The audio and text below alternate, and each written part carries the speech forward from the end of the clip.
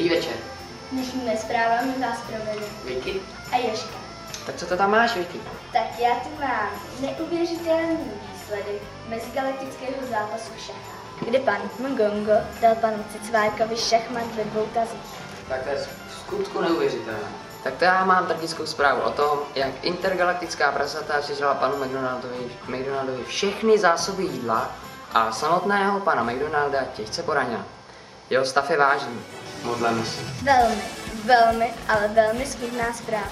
Já teď něco veselějšího. To je ale nepříjemné.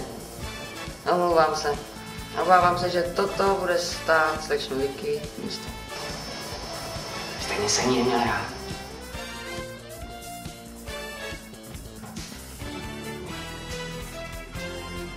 Velice se omlouvám, ale právě mi volal Hal, že ví přesnou polohu Fantoma.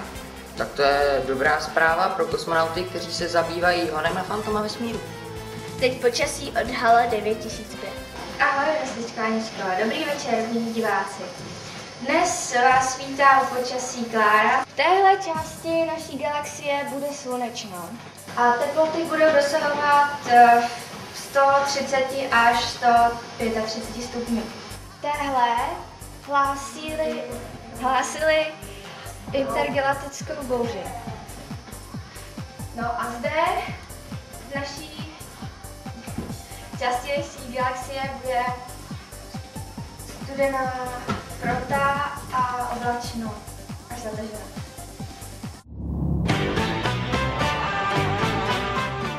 Dobrý večer. Vítáme vás u dalších večerních zpráv. Dnešními zprávami vás provedou Vicky A Jožka.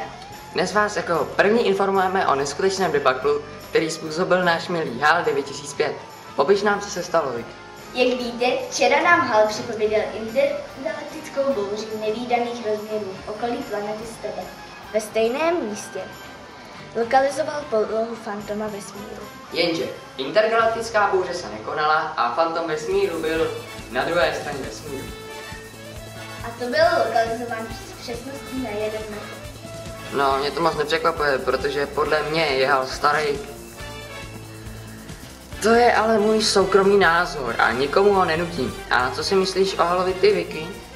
Podle mě je Hal geniální. No, tak vy to máte v rodině. Tak to jsme trochu odbočili. Zhlédněte s námi rozhovor s kauty kosmonautů, kteří hledali Fantoma. Právě jsme v kajutě 3 hrdinů, které se pokusili dnes chytit Fantoma. Jak se vám povedla výprava? Výprava se nezdařila, protože tam Fantom vůbec nebyl.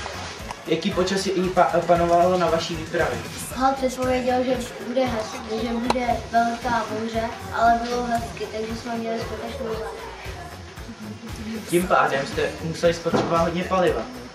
Ano, spotřebovali jsme za 15 vagů 5 putr. Co plánujete teď po náročné misi? Chystáme se uložit v noc. Potřebujeme se odpočinout. Potřebujeme ve zdraví přežít cestu na planetu Stebe. To je za dnešek vše. Loučíme se na viděnou zítra.